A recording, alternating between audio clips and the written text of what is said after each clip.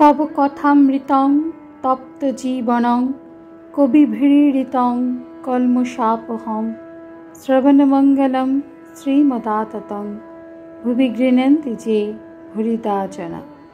नमस्कार, अमृतबाणी चैनेले आपनादेर सकलके स्वागत। श्री श्री ठाकुर मा और स्वामीजीर रातुल चरणे शतकोटी प्रणाम जानिए शुरू करछि आमादेर आजकेर पाठ। 1885 अक्टोबर 49 परिच्छेद श्री राधा कृष्ण तत्व प्रसंगे सब सम्भवे नित्यलीला। सन्ध्या हইয়া গিয়াছে, ঠাকুর শ্রী রামকৃষ্ণ ঘরে আলো জ্বালিতেছে। কয়েকটি ভক্ত ও যাহারা ঠাকুরকে দেখিতে আসিয়াছেন তাহারা সেই ঘরে একটু দূরে বসিয়া আছেন। ঠাকুর অন্তর্মুখ, কথা কহিতেছেন না। ঘরের মধ্যে যাহারা আছেন তাহারাও ঈশ্বরকে চিন্তা করিতে করিতে মৌন অবলম্বন করিয়া আছেন।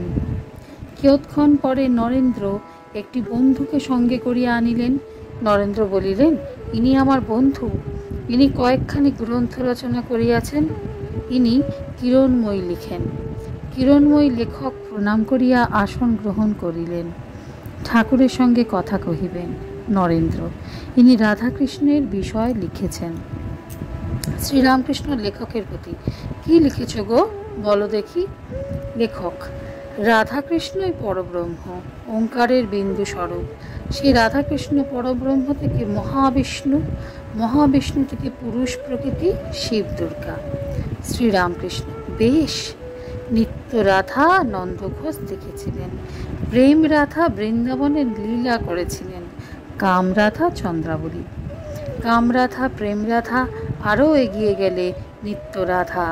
প্যাঁচ ছাড়িয়ে গেলে প্রথমে লাল খোসা, তারপরে ঈষৎ লাল, তারপরে সাদা, তারপরে আর খোসা পাওয়া যায় না। ওইটি নিত্য রাধার স্বরূপ, যেখানে নেতি নেতি বিচার বন্ধ হয়ে যায়। নিত্য রাধা কৃষ্ণ আর লীলা রাধা কৃষ্ণ, যেমন সূর্য আর রশ্মি। নিত্য সূর্যের স্বরূপ, লীলা রশ্মির স্বরূপ। শুদ্ধ ভক্ত কখনো নিত্যে থাকে, কখনো লীলায়। যারই নিত্য তারই লীলা, দুই কিবা বহু নয়।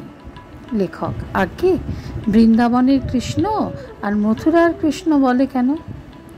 শ্রীরামকৃষ্ণ ও গোস্বামীদের মত, পশ্চিমে পণ্ডিতেরা তা বলে না। তাদের কৃষ্ণ এক, রাধা নাই।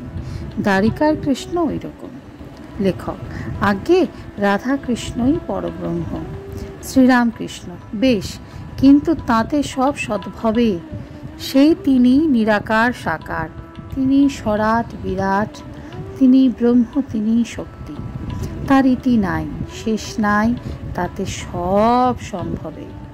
চিল শকুনি যত উপরে উঠুক না কেন, আকাশ গায়ে ঠেকে না। যদি জিজ্ঞাসা করো ব্রহ্ম কেমন, তা বলা যায় না। সাক্ষাৎকার হলেও মুখে বলা যায় না। যদি জিজ্ঞাসা কেউ করে কেমন ঘি, তার উত্তর কেমন ঘি না যেমন ঘি। ব্রহ্মের উপমা ব্রহ্ম, আর কিছুই নাই। আজকের পাঠ এই পর্যন্তই। নমস্কার। কথামৃতে সুধাধারার সাথে শ্রী শ্রী ঠাকুর মা ও স্বামীজির অনুধ্যানের জন্য চ্যানেলটি সাবস্ক্রাইব করুন।